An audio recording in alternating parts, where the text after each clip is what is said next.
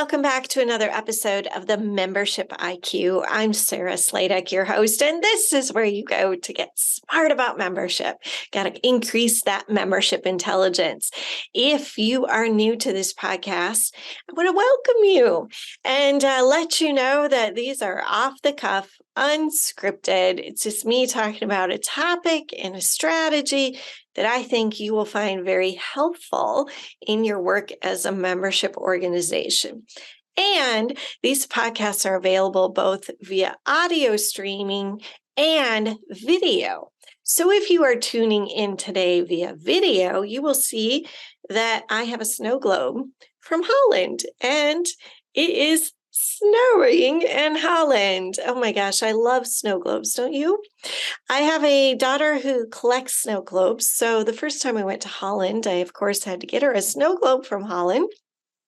And I have to tell you, when I was in the Netherlands, I discovered, the first time I was there was several years ago, and I discovered this amazing dessert, this stroopwafel. Oh, this little caramel delicacy that I just ate a lot of while I was in the Netherlands, because I thought, when I leave here, I'm not going to have access to the stroopwafel. And I bought a whole bunch of them and I lugged them home in my luggage. And then about 8, 9, 10 months later, I was in the grocery store and I came across this section in the grocery store. It said new international foods. And there was my beloved stroopwafel. And I had a few feelings about this. Part of me was excited, but part of me was really disappointed. And I bought a pack of the stroopwafels, and I gotta tell you, it just didn't taste as good as when you are in the Netherlands. There's something about being there and the experience. Sometimes when our experiences are really unique, we don't want them to be duplicated. We want to keep them unique. We want to keep them special.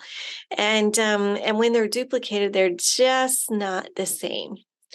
So there's that aspect of the stroopwafel lesson. But also, have you noticed the world is getting smaller and smaller because of technology and globalization? You know, if you've never known life without technology, which we now have generations that have been raised never knowing life without technology, that is something else that you've never known life without, and that is globalization. If you've been raised with technology, you've always had the opportunity to buy products and services from all over the world and to meet people and network with people all over the world. And you tend to think way beyond your own backyard.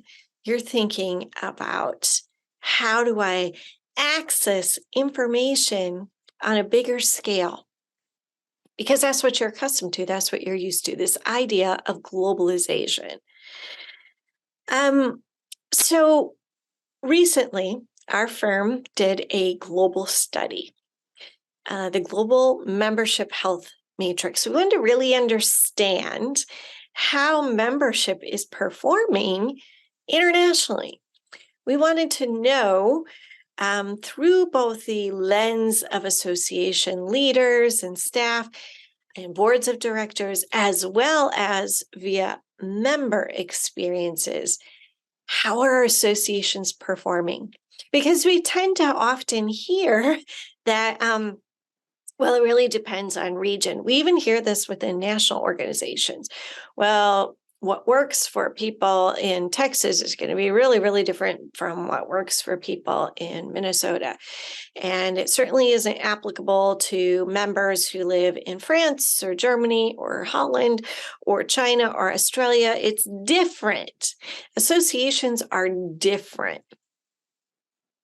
Well, now we have research to prove that it's not so different after all. Our world has gotten smaller. Associations are experiencing similar experiences. And there were a few key takeaways from the global research that we need to realize that we actually are all in this together. And that's an opportunity. And we're not that different. It's the equivalent of having that international food section in your grocery store. You no longer have to travel all the way over to Holland to get the stroopwafel. It tastes better in Holland, but that's beside the point. The point is globalization is happening. We're now having more shared experiences. It's now easier than ever to transport information, products, and services and experiences. And our consumers, the members themselves, are expecting very similar results and experiences from their memberships, regardless of where they live. So two main key findings that I want to share with you today from this global research. They're really important. Number one, associations worldwide are experiencing difficulty engaging younger generations. This isn't something that just you are experiencing, just your industry is experiencing, just your community is experiencing. It is universal. It is everywhere. I've talked on this podcast about this before, about how the United Nations, for Pete's sake, ushered up a call to action a few years ago that said, yo, we got to be looking at this youth situation. We've got to be working with youth, not for youth.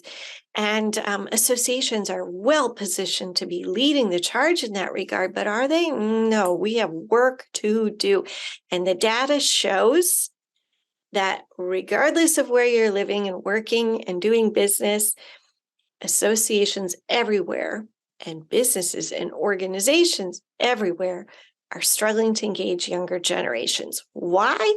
Not because of some random character flaw that all of a sudden evolved out of the soil, and all of a sudden we have entire generations that have no desire to belong or have any sense of community. No, that's not what it is at all. It's because we have seen the modernization because of technology, of community building. What worked in the past isn't working anymore. So younger generations are saying, this doesn't really make sense to me. This doesn't appeal to me. It doesn't interest me. This culture that you have going on with your antiquated models and your outdated technology, it's just not fast enough. It's not global enough. It doesn't appeal to me, so I'm not going to join. That's number one. Associations everywhere are struggling to engage younger generations. It's got to become an imperative to listen to what young people want and be responsive. Otherwise, we have no succession plan. We have no one coming into associations. Number two, associations everywhere are observing the workforce crisis. Now, these two situations are actually interrelated. Because if our member companies are struggling to engage younger generations of employees, of course, our associations are going to struggle to engage young members. The two are so interconnected, and we need to be paying attention to the trends. Because now, if it's not happening already in your community or industry or profession, it's going to happen. Now we have individuals ushering up a call to action to associations to say, we expect you to take the lead on workforce development. We expect you to provide training, help us bridge skill gaps, help us to find, recruit, and retain workers, help us to become the next generation employers of choice. Because clearly what worked in the past isn't working anymore. So it doesn't matter whether it's snowing in Holland or snowing in India or snowing in Australia or Canada or Timbuktu or Lubbock, Texas. It doesn't matter. We are all in this together, and associations everywhere are being called to modernize, prioritize, and meet the urgent needs of a changing marketplace. So it's time to stop thinking about that stroopwafel and get out there and make some real change happen. Change that is clearly happening everywhere. I'm Sarah Sladek. Thanks for tuning in.